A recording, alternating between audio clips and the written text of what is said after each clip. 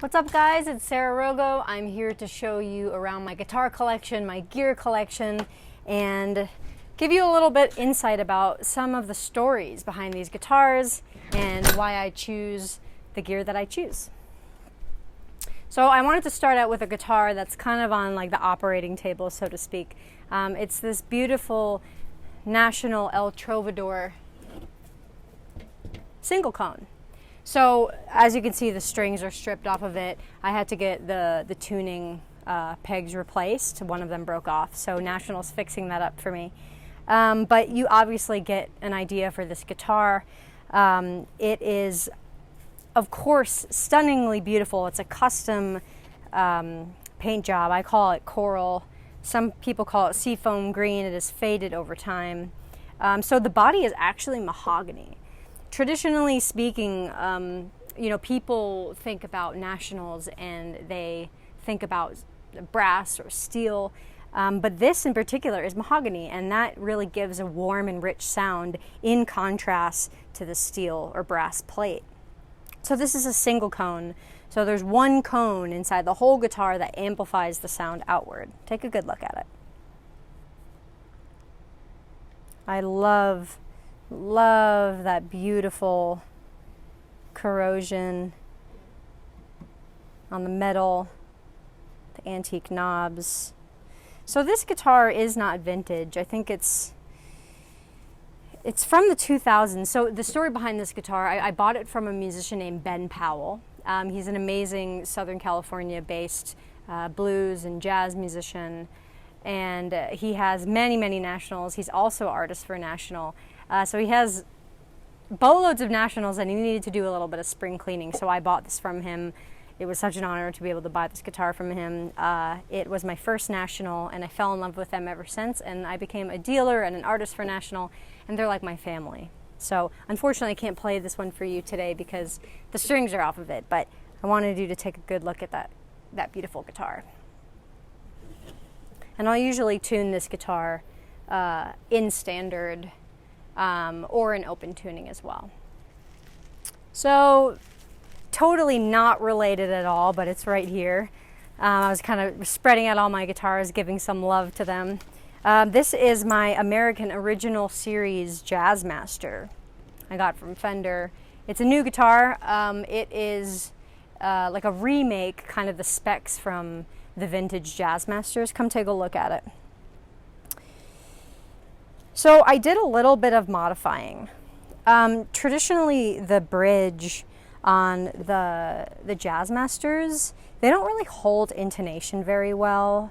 I don't like the design and the setup, so I got the Mastery bridge. I got that installed, and that makes the intonation so wonderful. So the pickups you see here are actually just the stock pickups, but I changed the cream color plates to the black just because I think aesthetically it looks like kind of less plasticky.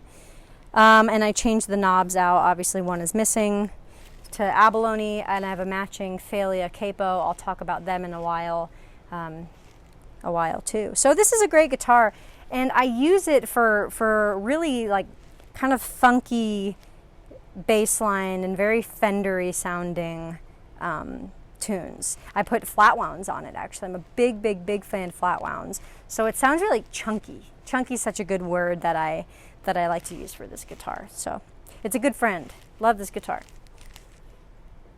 But alas, I have even more. Where do we even start? Well, okay, Danelectro. This is a guitar I don't play too often, but I love nonetheless. It's the Danelectro Baritone guitar. So this guitar is a really amazing guitar, especially for the price. The lipstick pickups sound really amazing.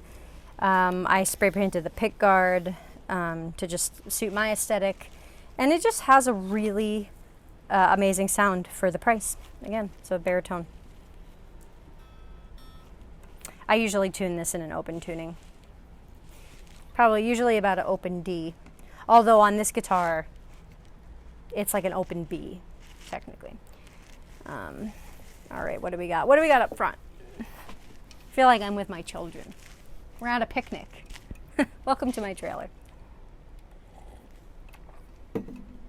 So I have this Yamaha. I love this Yamaha acoustic. It's a simple guitar. It wasn't a very expensive guitar. It's from the 70s. I was working at a little music shop in Carlsbad, California, and I saw this guitar hanging on the wall, and I just picked it up to pass the time. And next thing I know, I was walking out the door with it. It just has a really great sound to it.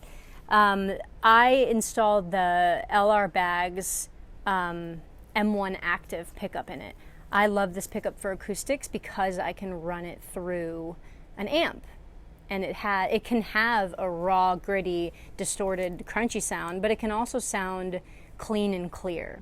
Sometimes the pickups on acoustic guitars, they don't really sound that good, some of the passive ones, unless if you get a really great system installed. I would play that for you now, but it's detuned from the airplane, still from Hawaii, so doesn't sound very good right now. And another acoustic I got this from Norman's Rare Guitars. It's a simple Goya classical guitar. And come take a look at the crackle finish on it. I really love this. I call her Honey. Her name is Honey because she's golden like honey, and she's just so sweet. She has such a nice sound. We play scales together. I'm learning a little bit of Bach on her right now. And she's just as sweet as can be. Sweet as can be. All right. Now for my only Gibson, hopefully I'll have more Gibsons in the future. My only Gibson happens to be a really badass Gibson. This is an ES 330 from the 60s. It's from 1968. Walnut. I love walnut. I love the tone of walnut. It's dark, it's moody, and it looks like dark chocolate. I love dark chocolate, so I like this a lot better than like your typical red ES guitar. It's just very like kind of mystical to me. It has the witch hat knobs, and just I love the fingerboard. So this is something I actually always keep in standard tuning, and I put flat wounds on it as well. It has that dark, thick, thunky sound. And I do often play slide guitar in open tuning on this guitar. But I got this guitar from Norman's Rare Guitars, and you know, I had another guitar in mind when I was looking to trade and to buy. And I walked in, I was working that day, and I found the guitar like that I thought I wanted. I was like, okay, well, I have to go get my other guitar that I'm going to trade and think about finance and stuff. And I came back the next day, and this guitar was sitting right on the couch. The tag has not even been put on it yet. They just brought it in. Somebody brought it in this old battered case with a belt tied around it. And you can tell like her energy. I'm big into like the energy and like just the personality of a guitar. She was reluctant at first when I was like, this is my guitar. Like, this is it. I just know it. It's meant to be. I took her home. She was reluctant. She fought. I had to get her all refretted. She fought, and then she finally relaxed into me. And now we rock so hard together. This is just such a beautiful, beautiful instrument. So next up on the plate, we have kind of an interesting little Frankenstein here. Well, I guess it's not much of a Frankenstein. I just changed out the pickups and modded it a little bit. But this is a vintage Music Master 2. Again, from 1960s. So obviously it's not completely original. I added 2 pickups in it. I added 2 Lawler Charlie Christian pickups. And instead of because before it was just one lipstick pickup, and one was a volume and one was a tone, I just made these 2 blending knobs so that I can just blend these 2 pickups. So this Music Master is a short scale. I really like that for playing slide. I love the tone that short scale guitars get. This guitar and I just have such a good vibe. together. Because it's from a certain era, the neck of this guitar is Brazilian rosewood. So it just sings. I keep this guitar in open D, and I do just a lot of slide-based work on it, electric slide-based work on it. I love the pickups, the sound these pickups emanate. It just really rocks. It's like a stallion, you know. I'm a big fan of Lawlers. They're like home to me. They sound like home to me. And yeah, again, I have another Thalia Capo, matching with the pickguard, of course, because, you know, it's okay to treat yourself and have matching things. I think that's rock and roll. It's goddess rock and roll, you know. But I love this. Like, look at this detail. I mean, I got this probably about like 10 years ago, and this came like this. The previous owner, and it used to be white. And you can tell that it's just been in smoke-filled bars. Look at, there's some blue paint on the side. It's really great. Belt buckle. I mean, it has some love. It has like the gold tooth, just like I got the tuners kind of changed out, and I didn't have them all matching, so I call her. She has a gold tooth. But yeah, this guitar is great. Such a story for me. This is like my first like real electric guitar. So, and last and most certainly not least, this is probably my main horse, so to speak. This is my National Tricone. Come take a look. So this is made out of brass. It's very, very heavy. The finish is called antique brass. And as you can see, I have a Charlie Christian Lawler also installed in this one. Originally, I had just a slimline pickup installed, but when I was playing with the band, it was kind of flattening out at the top. I couldn't add a lot of overdrive with it sounding like butt. And of course, I got another Thalia Capo on here, and I have a whale talisman. I love little trinkets and sacred reminders of what I'm connected to. I'm super connected to the ocean, so I love abalone and whales. But this guitar is so special to me. National is a company that is family to me. They're historical. I mean, they're from this design of guitars from the 1920s. And it has really stood the test of time, this type of guitar. It has overtones that no other guitar that I've ever played has. So with the Tricone, there's 3 cones inside, 3 separate cones that are in a circle. And that makes the guitar really warm and rich and resonating. The thing I love the most about these guitars is that I can tune up, tune down, tune left, tune right, and it really stays in tune. If you tune another guitar out of its standard tuning or the tuning that it's used to, it takes so long for it to adjust. But this guitar, they're so hardy. And yes, they're heavy. And I have heavy strings on it, but I love being able to like feel my tone, like feel the guitar underneath me, feel the weight. I really like that. I think that there's something very empowering. It's like riding a horse versus a pony, you know? With this is my wild stallion. We go all around the world together. I love this guitar. Yeah, she's really pretty. So I wanted to talk a little bit about some of the accessories I use. I'm going to actually start by talking a little bit about Thalia Capos. Let me grab one off this guitar. All right, so come here. Let me show you what I got. So for those of you who don't know Thalia Capos, It's a really amazing invention, actually. I met them at NAMM a handful of years ago, and we've just been friends ever since. It's a family-owned business, inspired by their daughter's idea. And the reason why I like these capos, they're easily adjustable. You just reach around and you squeeze, and then you can adjust. But the main reason why I think it's really cool is that there's interchangeable pads on the inside. And each capo comes with a bunch of these, and you can change it out based on the radius of your guitar neck. So you know how some capos, when you put it on your guitar, it goes like way out of tune, or some of them buzz depending on what type of guitar you have. The Thalia capos, you kind of customize it to your own guitar.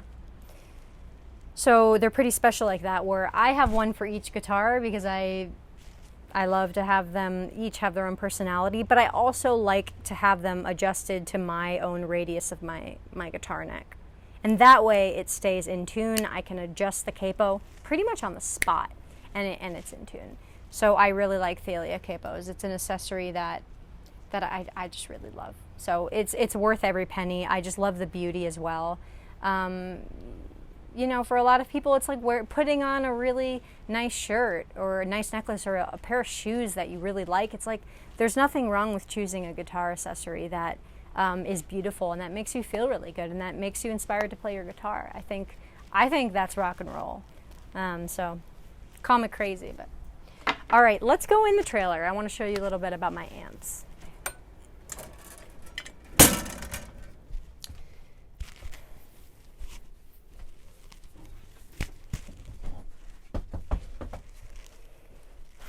All right, so I'm going to talk to you a little bit about electronics. For so long, I was afraid of electronics, honestly. I was afraid of guitar pedals. I was clueless about amps.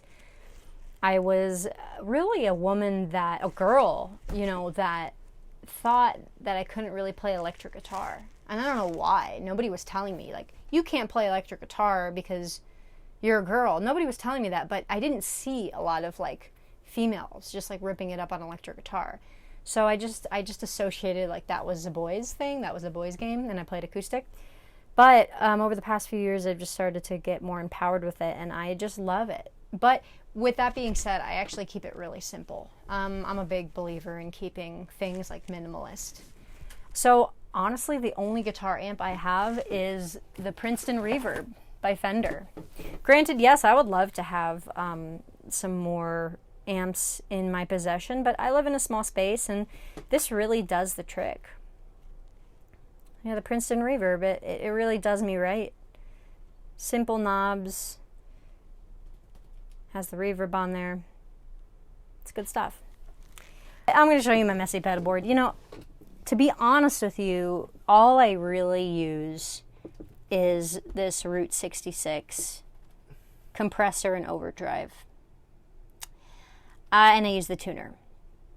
That's really the main thing that I use, to be honest. I like to keep it simple. Sometimes I'll use the JHS Morning Glory. That has a great sound to me. And then Fender sent me a bunch of pedals.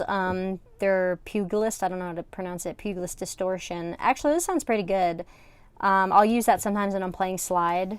And for practicing sakes, I use the Ditto Looper. This is a great low-cost looper, and it's just really good for practicing. Oh, and I'll always have a boost pedal as well, so if I'm taking a solo.